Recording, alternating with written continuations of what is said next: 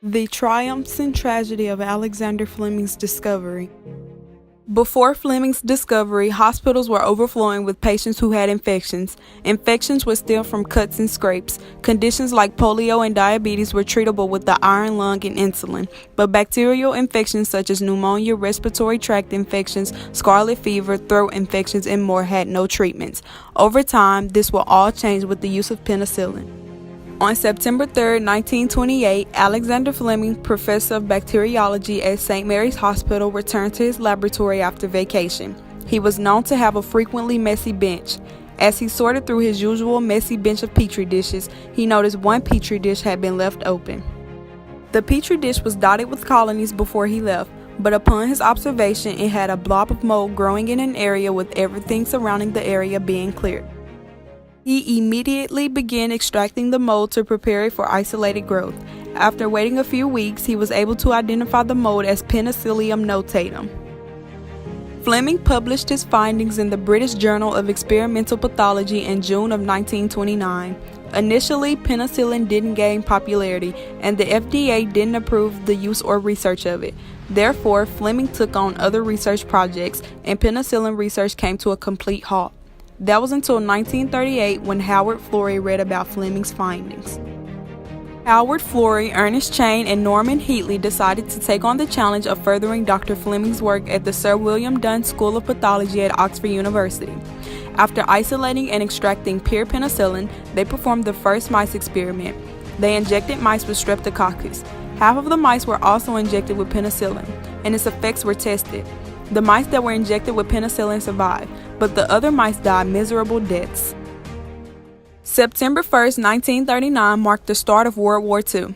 After the Pearl Harbor attack on December 7, 1941, the U.S. officially joined the war as an ally to Britain, China, and the Soviet Union. In World War I, 1 in 3 soldiers died from infection. In World War II, the death rate dropped to 0.6%. This drop happened only after a sense of clarity came over war doctors. In the beginning of World War II, sulfur drugs were often used.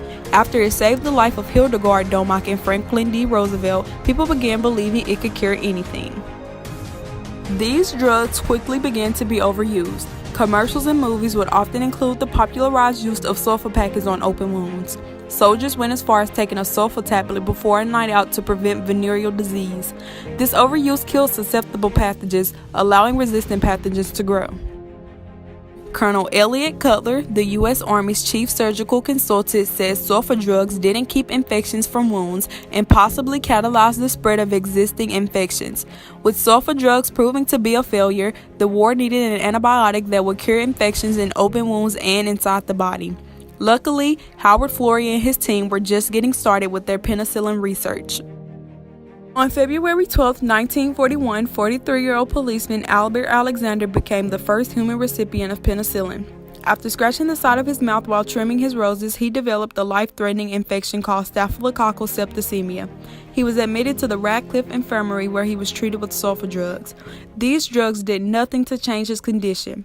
One evening, Florey heard about this case at a high table. He asked the Radcliffe employees if they'd be interested in trying his purified penicillin, even though it was still in its testing stages. The Radcliffe employees agreed to try it.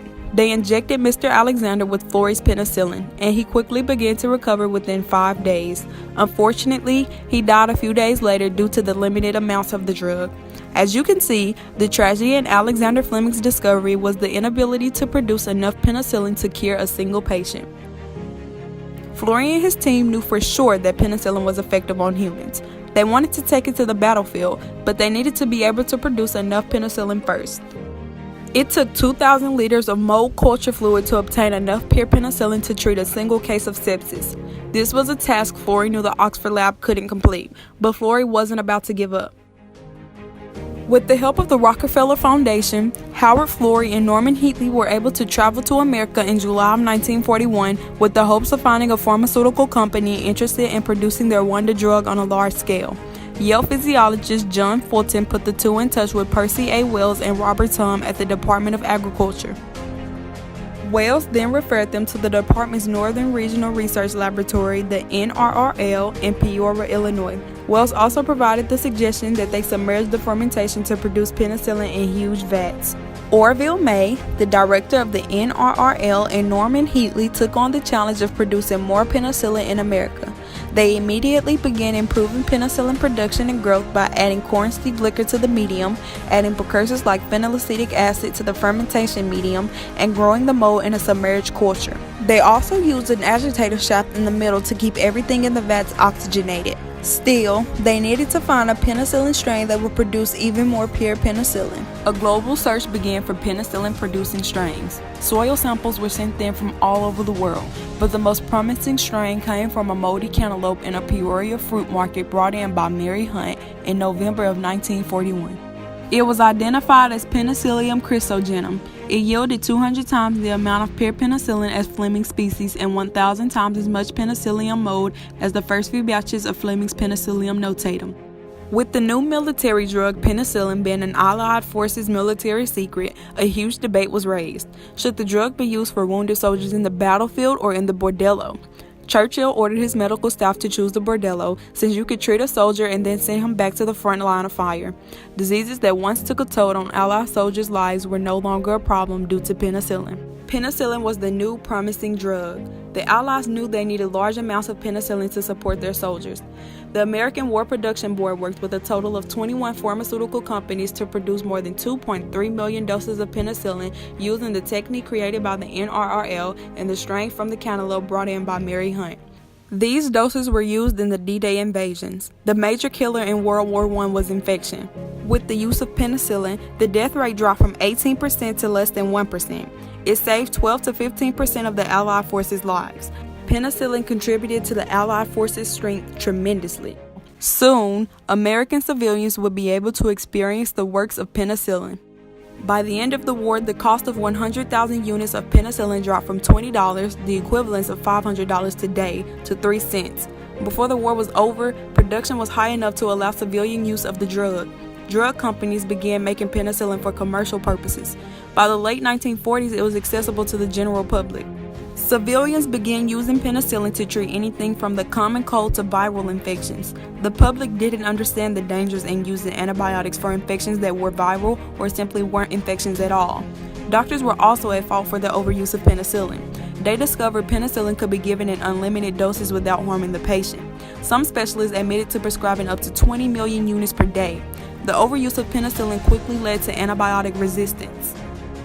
Infections caused by antibiotic-resistant Staphylococcus aureus strains have gone global. Its contraction has increased in healthcare and community settings. It's usually contracted due to skin-to-skin contact, and 30% of civilians are asymptomatic carriers of the strain. This means they have the strain but show no symptoms and are unaware of its existence. Antibiotic-resistant strains of Staphylococcus aureus have been reported from Canada, Asia, South America, Australia, Europe, Finland, and so many more places. Globally, 700,000 people die every year because of drug resistance. Not only is Staphylococcus aureus resistant to penicillin, Neisseria gonorrhoeae, Clostridium difficile, Enterobacteriae, Streptococcus pneumoniae, and more are also resistant. The growing list of penicillin-resistant bacterial infections have caused researchers across the globe to find new antibiotics that can cure them. Antibiotics that have been discovered and are in effective existence today are amoxicillin, which is a form of penicillium, doxycycline, cephalexin, ciprofloxacin, clindamycin, metronidazole, azithromycin, sulfamethoxazole, also known as trimethoprim, and levofloxacin.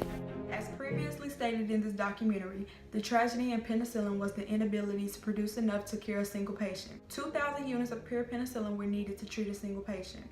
Unfortunately, scientists were not able to produce enough at the beginning of penicillin's history. Over time, through trial and error, scientists found new strains of penicillin that could produce enough. The triumphs of penicillin were its ability to save lives during World War II, and it led to the discovery of new antibiotics.